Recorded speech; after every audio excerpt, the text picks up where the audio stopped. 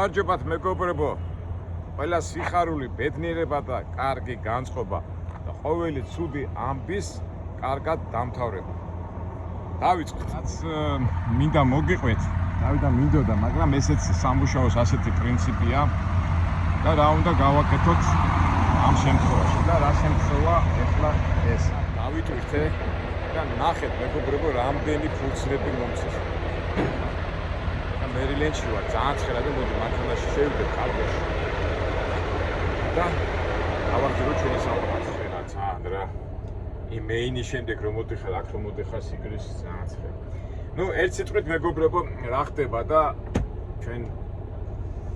ჩვენი არხი ხო ყოველთვის რაღაც ეს არაორდინარული ამ პრობლემების გადაჭრის მომენტში როგორ უნდა მოიქცეს ადამიანი, რა უნდა გააკეთოს, როგორ გააკეთოს და ამ შემთხვევაში აგერ ჩავგვივარ და ეს ვარიანტი და როგორ გადავჭრით ამას, ეხლა ყველაფერს გეტყვით.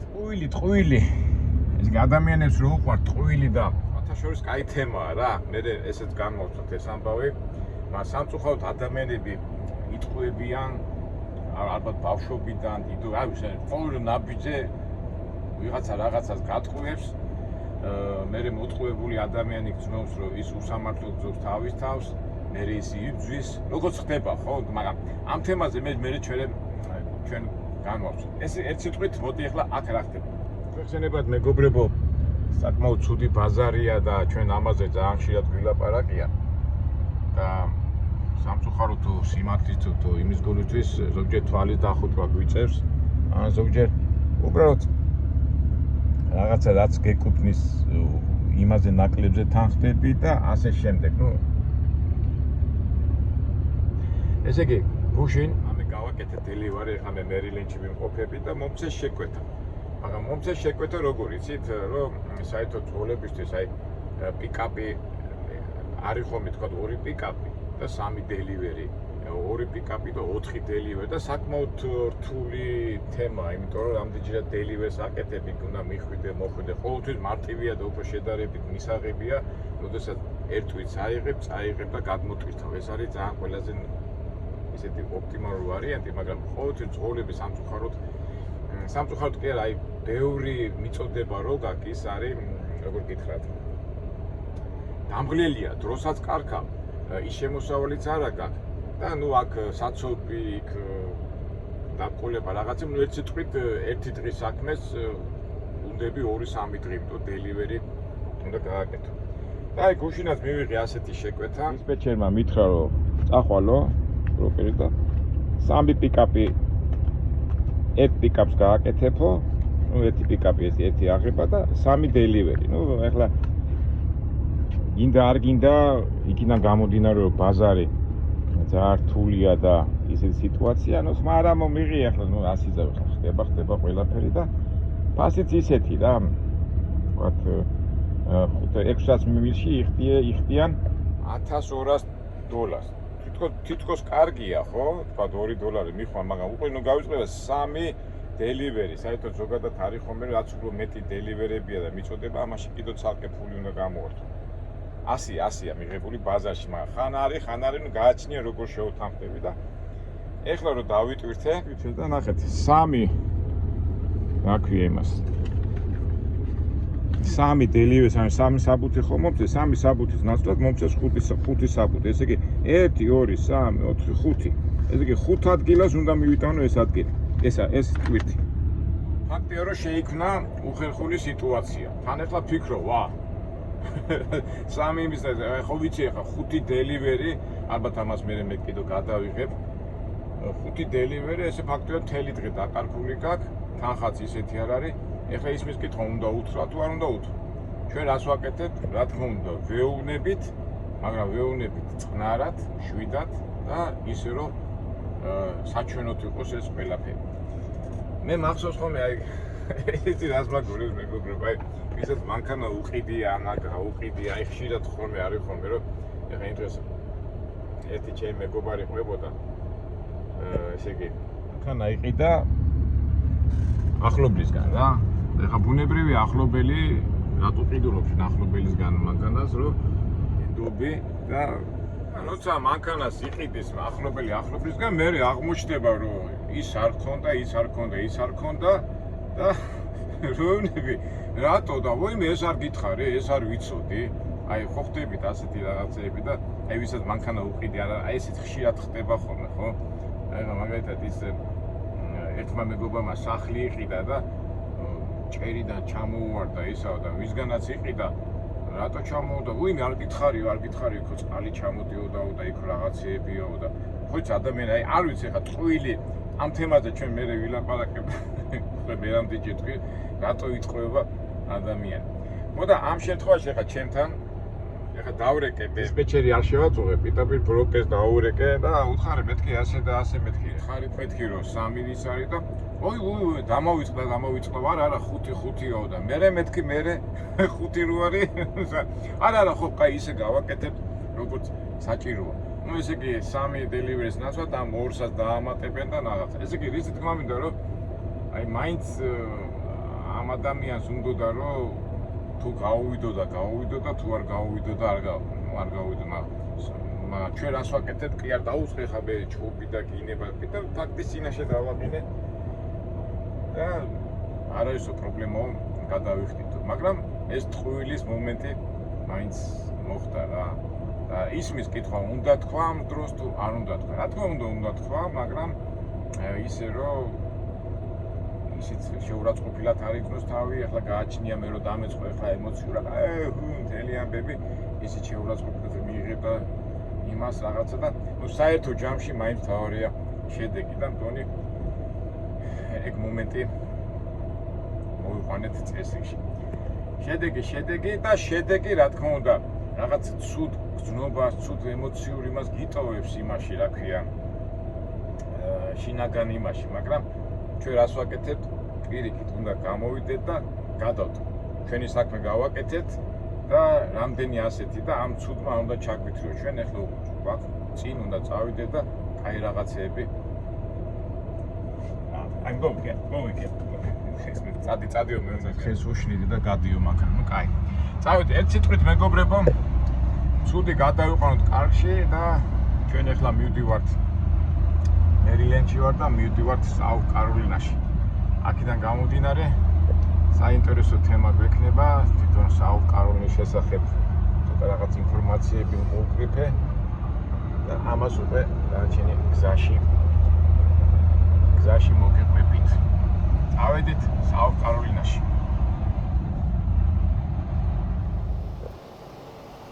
მივდივართ კაროლინაში ეხლა ვირჯინიას დავამთავრებთ შევართ ჩრდილოეთ კაროლინაში და მე მოხვდებით სამხრეთ კაროლინაში. ჩვენ როგორ ვაკეთებთ ხოლმე სანამ კაროლინაში შევართ? მოდი ცოტა პატარა ინფორმაცია მოვაგროვოთ ამ შტატის შესახებ. სად მივდივართ, რა გველოდება და რა ხდება და ვისთან გვექნება საქმე.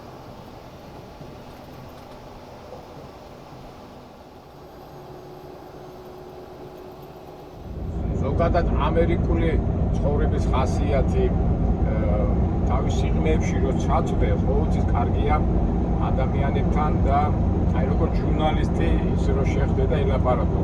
მაგრამ ჩვენ ბევრჯერ ვილაპარაკე რომ სამწუხაროდ ჩვენ არ აქვს მაგის საშუალება, ჩვენ აი ესე ხუმრობ ხოლმე სარკმლიდან ვუყურებთ გარემოს, კითხულობთ, ვეცნობთ სხვადასხვა ცნობარებს, ისტორიებს და იქიდან გამოგვაქვს გასწრებით. ან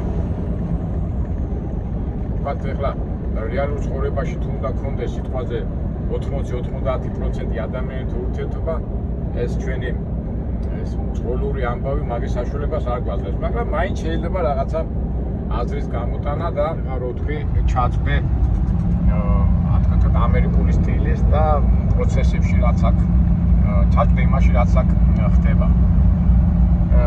სანამ ეხლა შემოვიდოდით კაროლინაში, გამოვიარეთ ვაშინგტონის DC და ეს დედაქალაქი გვერდზე, მაგრამ ცოტა ის იყო საცობები. ცოტა დავიღალე კი არა, ცოტა დრო წაიღო მაგან და იქაც შეიძლება მაგ თემაზე ლაპარაკი, მაგრამ მაგ თემაზე მანდ რომ მოხვდებით, უკვე თუ მოხვდით ვაშინგტონში და იმ ერიაში, სადაც პოლიტიკოსები ცხოვრობენ, ხო კარგი იქნება. და რატო დავიწყე ამაზე საუბარი? ეხლა ამ ბოლო წლებში, აი მე რაც დავდე ხო 25 წელია დავდივარ და აი ბოლო 10-15 წელი, ასე ვთქვათ, მოდაში კი არა, უფრო პოპულარული გახდა შტატი კაროლინა. ორივე შტატი, სამხრეთით და ჩრდილოეთით. და რატო? ესე იგი მე ვიტყვი ამან, როგორც ჩვენ როგორც ყოველთვის ვამბობთ ხოლმე დასაწყისში ვიტყვით საცხოვრებლად ირჩევენ შტატ კალიფორნიას უკვე სტატისტიკურად 70-80% ამერიკელებზე არ ვიტყვი, მაგრამ ნუ ხო შეიძლება თქვა ამერიკელების, მაგრამ უფრო ვიტყვი ჩამოსულებიც, რომლებიც უკვე ჩამოსულები არიან 15-20-25 წელი და ვინც აპირებს ამ გარჩენას და ცხოვრებას. და რატომ? ამას ახლა მე ცოტა ხანში ჩამოგიყალიბებთ. მოდი მაგამდე გავეცნოთ კაროლინას ისტორიას.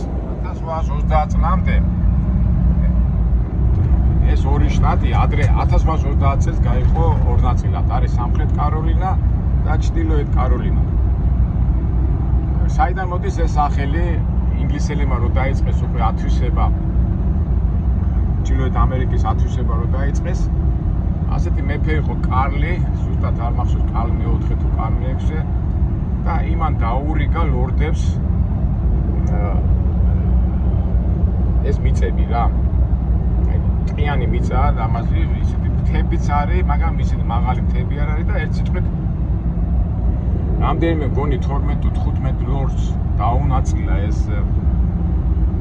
მიწები და ასე ვთქვათ პატივისცემი და სიყვარულის ნიშნად ეს ლორდებმა ამ ტერიტორიას დაარქვეს კაროლინა, ანუ კარლო სიყვარულს რო გამოხატავენ კაროლინა.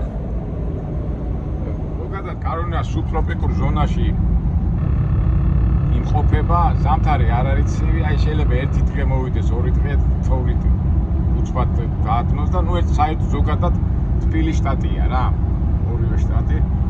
და ძირითადად მაინც უკვე რო დაიწყეს მონების ჩამოყვანა, მონათხრობელური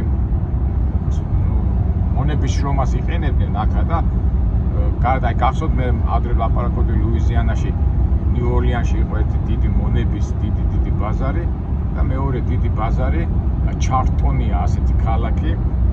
აი იქითკენ მივიდივართ ეხლა ჩვენც. შარლოტას ჩრდილოეთ კაროლინაშია და ჩარტონი სადაც ჩვენ მივიდივართ, ის აი იქ იყო დიდი მონების ბაზარი და იქან ჩამოყვანილ მონებს, ნუ მოყავდათ ეს კაცები და ქალები მანტყიდდნენ და ფაქტიურად ნიუ-ორლიანიდან და ჩარტონიდან მარაგდებოდა ასე ვთქვათ მუშახელი ამერიკის ტერიტორიაზე. ამოქალაკ ომი რო დაიწყო ჩრდილოეთს და სამხრეთს შორის, ეს კაროლინაში ეს ორივე შტატი ძალიან აქტიურობდნენ, იმიტომ რომ ვერ წარმოედგინათ ის, რომ მონები გაენთავისუფლებინათ და ზოგჯერ რომ მიდის ხოლმე დისკუსიები ამერიკის ისტორიის შესახებ, ეხლა ძალიან რადიკალი ლიბერალები, ასე ვთქვათ, თით იშვერენ ხოლმე ამ შტატ კაროლინას შესახებ, რომ აი თქვენო არ გინდოდა ჩვენი განთავისუფლება და ამის და მაგვარი. და აი რომ გადაიკითხოთ ის პერიოდები, მთელი ჯარი, ფაქტიურად ეს ჯორჯიიდან წამოსული და ეს კონფედერაციებს ეძახდნენ, ფაქტიურად მაგათი ჯარები აქ გადაწყდა ფაქტიურად ჩრდილოეთ აი სამოქალაქო ომი და მონები გაანთავისუფლა. ამ მომენტებში ითვლებიან ძალიან რადიკალურ ითვლებოდნენ ყოველ შემთხვევაში, მომენტებში აი ზოგჯერ იწკინებიან ხოლმე, რომ და დაწყინინონ სამხრეთ კაროლინები. ავიდა დრო და მოგეხსენებათ ახლა აი მაგალითად ისეთ მომენტი ისეთ აი ყოველ შტატზე რაღაცას რო ლაპარაკობს სიტყვაზე, ხო, უბრალოდ წარმოგიდგება რა ხდება იმ შტატში, ხო, სიტყვაზე. აი მაგალითად რო იტყვი ნიუ-იორკს, უცბად წარმოგიდგება ბევრი ჯუნი, სიმდიდრე, სიღარიბე და ანუ პირველი სიტყვა გიჟური ქალაქი, ხო? იტყვი შტატ ტეხას და წარმოგიდგება ეს კაუბოები, იარაღები, სროლები და მთელი ამბები. იტყვი შტატ მონტანას და წარმოგიდგება იქნება უცბად აი ეს მასი ბუნება და აი ეს ვაშკაცი ხალხი. აი თუნდაც ეხლა მეინის შტატში რო ვიყავით, ხო? ეხლა რო ვიცი და მეინის შტატიც ესე იგი მდიდარი ხალხის დასასვენებელი ადგილი, ხო? კონექტუძე რო ვიტყვით, წარმოგვიდგება ეს სამხედრო წარმოების ადგილი. აი მასაჩუსეტს რო ვიტყვით, უცბად ჰარვარდის უნივერსიტეტი, ბოსტონი და აი განათლებულ შტატად წარმოგიდგენება რა. პირებაში ამოგიტივდება ის თვისება, რაც ახასიათებს შტატს. მაგრამ აი კაროლინაზე რო იწყებენ ლაპარაკს, არ ვიცი ხა მე შეიძლება ჩემი გამოცდილებიდან არა მარტო ჩემი გამოცდილებიდან, არა სხვაებიც ალბათ დამეთანხმებიან, რომ რაღაცა აი თითქოს აი წყნარი რაღაცა თითქოს არაფერი არ ხდება, ხო? და მასეც არის და ესეც არის ალბათ მოსახლეობის და გარკვეული მიზეზების გამო და აი გეტყვით ახლა როგორ ჩამოვაყალიბებ ამას. ახლა გავიხსენოთ შტატი ლუიზიანა, ხო? ლუიზიანა ერთ-ერთ ღარიბ შტატად ითვლება თავისი ეკოლოგიური პრობლემების გამო, მაგრამ თავისი ელეგანტობით და აი შარმით, აი რაც არიში თუ ხარ დამყოფი და საფრანგეთში, აი ფრანგები ხო რაღაც შარმიანი ტიპები არიან და აი ლუიზიანაშიც იგრძნობა აი კრეოლების თამო ჩვენ ხო გვაქვს ამაზე ვიდეო გადაღებული და ტიპაჟები, კაი ტიპები არიან, რაღაც ევროპულობა აქვს, ხო? აი ფლორიდაზე რომ მიდის საუბარი, რატომაც უცბად წარმოგიდგება ორ შემთხვევაში მე სადაც ძალიან ბევრი პენსიონერი ცხოვრობს და ფაქტობრივად ასე ვთქვათ თავის ცხოვრების მიწურულს ატარებენ იქ. აი რატომაც ეს წარმოგიდგება, მაგრამ კაროლინაზე არაფერი და პირველ კაროლინაზე ეხლა თქვენ თუ შეხვდათ ურთიერთობაში ამერიკელებთან საერთოდ ზოგადად არის ესე იგი უწყნარესი და წყნარი 7 შტატი. ორივე, ნუ სამხრეთ კაროლინა ცოტა უფრო შვიდია ვიდრე ჩრდილოეთი, იმიტომ რომ აქტივობია, ბიზნეს აქტივობებია უფრო ინტენსიური. გულისხმობ ბიზნეს ინტენსივობაში. აი მაგალითად ნიუ-იორკი, ხო? აი წარმოგიდგენთ ნიუ-იორკში ყველანი ცხოვრობენ, ხო? ძალიან მილიონი ადამიანი დიდრები, მაგრამ ცხოვრობენ აგრეთვე ღარიბები, შუა კლასიც, უსახკაროებიც, მაგრამ იურკი მაინც ძვირქალაქად ითვლება, იმიტომ რომ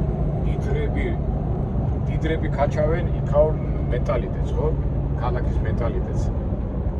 აი ხა მაგალითად მეინის შტატში რო ვიყავით, ხო? მეინის შტატი ძალიან ძვირი და მდიდარია, მაგრამ როგორ ნახეთ, რომ ადამიანებთან ურთიერთობა არ აქვს, იქ არის ხალხი, მდიდარი ხალხი, მაგრამ არავისთან არ უნდა ურთიერთობა და თავისთვის იყოს რა. რაღაც მარტოსული ადამიანების შტატივით არის და ეკითხები ადამიანებს რატო მოდიხართ კაროლინაში, რატო არჩიეთ აქ ცხოვრება და მე წეღანაც რო ვთქვით, ზოგადად როგორ არის ამერიკას ეს საერთოდ ემიგრაციას ახასიათებს. ადამიანი ჩამოდის ამერიკაში თუ გადაწყვიტა სამუდამოდ აქ დარჩენა, რაღაც 1, 8, 10-15 წლის შემდეგ, ნუ უმეტესი ადამიანები მაინც მოდიან ნიუ-იორკში, ბოსტონში ამ დიდ ქალაქებში და მერე ცოტა უკვე რომ მოძლიერდებიან, უკვე კერძოდ ავიღოთ მაგალითად ნიუ-იორკში, ხო? უკვე ცოტა მოძლიერდი, ცოტა რაღაც ფინანსურად კარგად აგზნობ თავს, მაგრამ იმ ხელა ფასებს და იმ მილიონერებს და იმ მილიარდერებს, რომლებიც ნიუ-იორკში ცხოვრობენ, ეს უკვე არ შეგიძლია, უკვე ეს დისკომფორტს გიქმნის და ეძებ უკვე ისეთ ადგილას, სადაც შენ შეგიძლია გასახდე და წყნარად იგრძნო შენი თავი. ლოს-ანჯელესი რო ავიღოთ, ხო? ჰოლივუდი და უფრო ეს ასეთ ტიპაჟები, ხო, იქ მექსიკელების მოდიან, მაგრამ თუ მაგალითად ადამიანს უნდა მსახიობობა და რაღაცას მიაღწიოს, რაღაც წარმატებას, აუცილებლად ლოს-ანჯელესისკენ წავა, ხო? ჰოლივუდის გარშემო იტრიალებს და ის უკვე აღარ აშინებს მას ის სიძვირეები, ის დისკომფორტი, რაც ფულთან არის დაკავშირებული, იმიტომ რომ მას უნდა ეს თავის რეალიზება გააკეთოს და ამ ფულს და ემებს არ უყურებს. როგორ მინდა ეს აგიხსნათ მეგობრებო, აი მაგალითად ორგანიზაციაში მუშაობს, თქვათ, 100 კაცი ხო რაღაც ორგანიზაციაში სამინისტროში და აი 100 კაციდან ერთი თქვენს გამეთანხმები, ერთი 20-30 კაცი ძალიან აქტიურია რა, ძალიან აქტიური, იმიტომ რომ უნდა კარიერები საფეხურებად აწიოს და ძალიან აქტიურობს ინტრიგებშია, ერთმანეთში, ამებშია, მაგრამ არის ხალხი, რომელსაც სულ არ აინტერესებს ეს შენების შანტაჟები და ეს სიტუაციები, უბრალოდ უნდა დილით მივიდეს საღამოდ იმუშაოს, აიღოს თავის ხელფას, წავიდეს სახში და იყოს წყნარად, ხო? ასეთი ადამიანები თქვენ რამდენი შეგვედრიათ? გიჟი აქტიურები და არიან ჩვეულებრივ მიყვებიან, ჩვეულებრივ არ უნდა იმას ეს ფუცი აქ თავისი წყნარად მიყვება თავის ცხოვრებას. და უმეტესობა ხშირად გაგიგიათ, ხო? აი რამინდა ქალაქში იმ რიაში, წავალ სოფელში წყნარად ვიქნები, შვიდად ვიქნები და ძალიან ბევრი არიან ჩვენ შორის გავიხედოთ, გამოვიხედოთ. ასეთი მშვიდი ხალხი, ეს რია არ უნდა. ეხლა მე არ ვიცი, მე რომელ კატეგორიას ვეკუთვნი, მაგრამ მე მაგას მომათქვევინეთ, მეც უფრო მიჩემია დინამიკა და უფრო რაღაცა რო ხდებოდეს, მაგრამ ალბათ მე უკვე ადამიანი ასაკში რომ მიდის, ალბათ ჩემნაირად მე მიდის ფლორიდაში. ნუ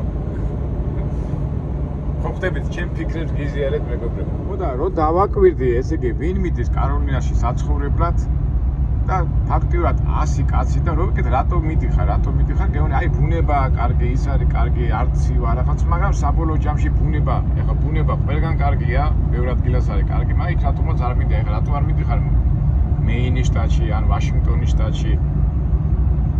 იმიტომ იქ ძვირია, ხო?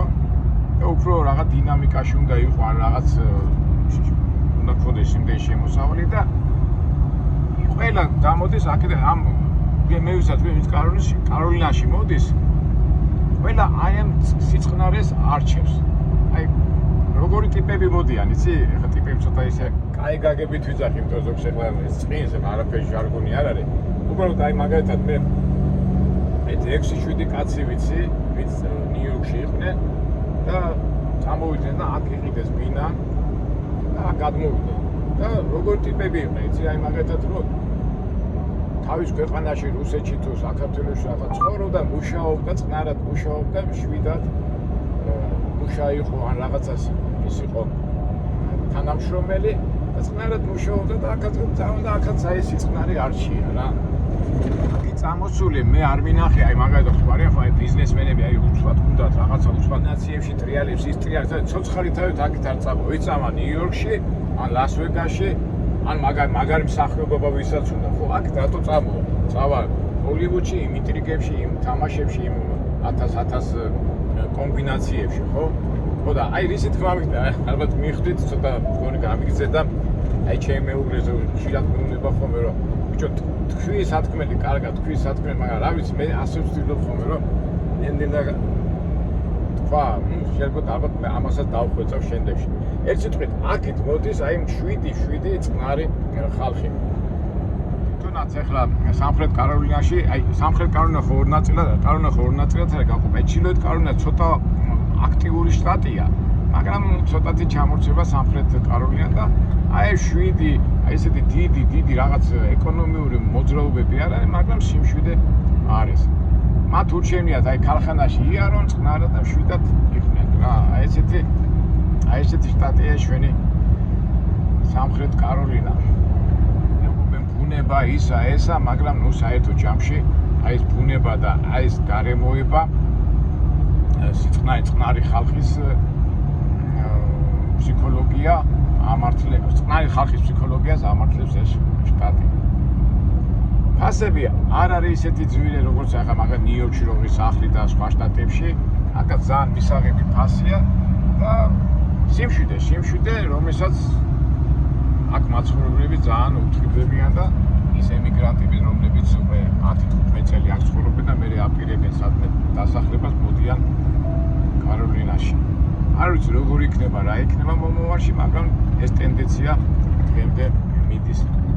და დავამატებ ერთს კიდევ, ეხლა აი ამერიკა რითია მაგარი ქვეყანა, რომ შენ დიდარი ხარ, ღარიბი ხარ, ნარკომანი ხარ, მათხოვარი ხარ თუ უსარკარო ხარ, არავინ არ გაგრძნობინებს იმას, რომ რატო ხარ შენ მასეთი. კი, შეიძლება დაგეხმაროს, მაგრამ არავინ არ დაგცინებს და ადამიანთა უფლებები არის ძალიან მაღალ დონეზე. ამერიკას რაც აქვს, ამაში ძალიან მაგრები არიან რა, აი ტოლერანტები არიან ყველა მხრიდან, ხო, შავი ხარ, ყვითელი, წითელი, რაცა, მაგრამ აი შემოსავლის მხრივ მაინც იგრძნობა რა. კი არ გაგრძნობინებ რომ შენ ღარიბი ხარ და არა გაქვს ფული, მაგრამ შენ თვითონ არ გესიამონება. აი წარმოიდგინეთ ეხლა უკრეფო ქალაქებში ხო არის დიდრების რაიონი, ღარიბების რაიონი, აი ნახეთ აქ აი შედარებით კაი სახლები აქეთ. არის მდიდრების რაიონი, ღარიბების რაიონები, მაგრამ უცბად აი შენ წარმოიდგინე ახლა შენ გაქვს დიდი ფული, ბევრი შემოსავალი და ააშენე დიდი მაზარი სახლი ღარიბების რაიონში. შენ ამხელა სახლი გაქვს და ამ დროს იმას წვალობს ის უჭვის და ვარიანტი არა რომ დისკომფორტი არ იქნო, ხო? ეხლა რა გინდა შენი სიმდიდრე და იმეებით გამოამჟღავნო შენ ის იყო, რაღაც დისკომფორტს იქნება. ან იგივეა, ვთქვათ შენ მოხდი ღარიბი ხარ არა გინდა შემოსავალი, რამდენში ვიღაცას აქვს და იმათ დასახლებაში რომ პატარა ხოხი ააშენო. შემოსავლიან ადამიანს ლამბორჯინები დადის, პორშეები დადის და შენ ერთი უბრალო მანქანა ხანეთი გაგიფუტება იმაზე დარბიხარ და შენ თვითონაც იმ გარემოში იგრძნობ რაღაც დისკომფორტს. რა ვიცი, ახლა მე შეიძლება ვწდები, მაგრამ მე პირადი აზრიდან გამომდინარე დისკომფორტს იგრძნობ. გამორიცხულია რომ არ იგრძნობ. აბა დრო და ის ნაკლებად შემოსავლი ადამიანი შეიძლება ისეთ ხალხთან წავიდეს თავისიანად, აი როგორც მე ვარ, ისეთი მინდა ჩემს გვერდზე იყოს, ხო, მეზობელი. იმას კი არ ვიძახე შენ, აი შენ შემოსავალი არა რაღაცა, მაგრამ მაინც დისკომფორტი იგრძნობა რა. ესე იგი, კაი შემოსავლიან ხალხს ერთად უნდა ყოფნა, იმიტომ რომ მე თუ კაი სახლი ავაშენე, იმანაც ააშენოს მე რა. სულაც არ მაინტერესებს, მე უფრო კაც და ეს რაღაცა, მაგრამ შენ რო კაც სახლს ააშენო, გვერდზე იქ უჭის იმ ადამიან და საჭმლის ფული არ აქვს და იმ საჭმელზე ფიქრობ დღე და ღამე და შენ კიდო იმას რაც ერთ დღეში ის შენაც ერთ დღეში შოულობ ის 2 წელი უნდება, მაგრამ ეს დისკომფორტი იქნება რა. აი და ამ ხრივ ამერიკა, შტატების ხრივ, შტატები კი სხვადასხვა მიზეზით ეს უკვე მასშტაბური ისინია, მაგრამ მოსავლის ხრივ გინდა არ გინდა ეს იგრძნობა და ლოგიკურად რომ მიყვე, ასეც არის, ასეც იქნება, იმიტომ რომ არ გამოვა რა. ერთნაირები ყოველთვის ცდილობენ ერთნაირებთან იყვნენ რა. აი ესე ცოტა უხეშად ვიტყვი. ასეა თუ ისეა, ეს არის რეალობა, ეს არის რეალური ცხოვრება, მაგრამ ჩვენ ქრისტესთვის და ღმერთისთვის ჩვენ ყველანი ერთი ვართ, ჩვენ ფასტები ჩვენი აქვია ჩვენი შადენილი ჩვენი განვლილი ცხოვრებით, რა თქმა უნდა სიმდიდრე და ეს ყველაფერი კარგია, მაგრამ ასე თქვი თუ ისე თქვი, მაინც ზოგადად ცხოვრებაში იგრძნობა. თუმცა როგორ ვამბობთ, შიშვლები მოვდივართ ამ სამყაროში და შიშვლებით წავალ. არავინ არ დაბადებულა პერანგთან ერთად გადატანებული შიშვლებით. ერთ სიტყვით მეგობრებო, ეხლა შევარ ჩვენ უკვე ეხლა ჩრდილოეთ კაროლინაში ვარ და შევარ კაროლინაში. ასე თუ ისე მივხვდით უკვე როგორ შტატთან გვექნება საქმე და ნახოთ აბა ეს 5 დელივერმა გასაკეთებელი და უკვე ვისთან და როგორ და რანაირ ხალხთან მოგვიწევს მუშაობა, მაგრამ ვიცი დარწმუნებული 90-95% ჩვეულებრივ უბრალო ხალხთან მოგვიწევს ასე თქვათ მუშაობა. თანამშრომლობა ყოველ შემთხვევაში ჩვენ თვით იმი გვაქვს აი ესეთ უბრალო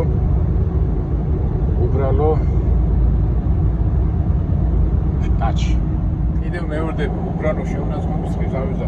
უბრალო შტატში. მეც უბრალო ვარ და მეც ყოველთვის უბრალო ვარ. კარგით მეგობრებო, ნახოთ და ვიდეო რა გაგრძელდეს, ყოველ შემთხვევაში ჩვენ უკვე ვიცით სად მივდივართ და იმედია საინტერესო ამბებში შევხვდებით. საინტერესო ვიდეოებში.